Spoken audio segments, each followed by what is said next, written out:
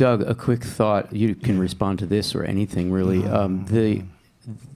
Despite what we've said, Davey most fabulously and directly, about the tessellation, the back and forthing of these terms, if she's really breaking it all down, there is ultimately a privileging of heat over cold. Absolutely. Because that's just in the language.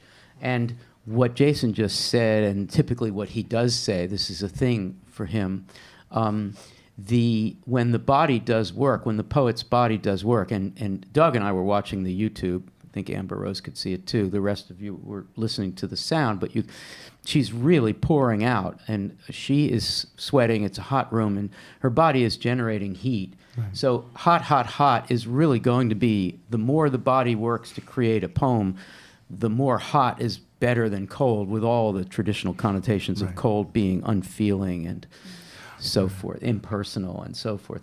Doug, what are your thoughts about any of this? But that's the thing, right? Ms. Cortez is working in a space where the traditional understanding of cold was already destabilized by the vernacular understanding of cold as cold or cool. Right.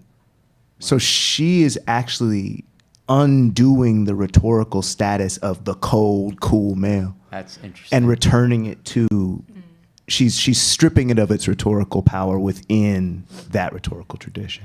Doug? And that's that taxonomy. So what she is doing is she is taking the rhetorical power, which was at first taken through a larger Afro-diasporic vernacular tradition, rhetorical tradition, so taking it from one layer of power, which is a Eurocentric, white-centered, white supremacist layer of power.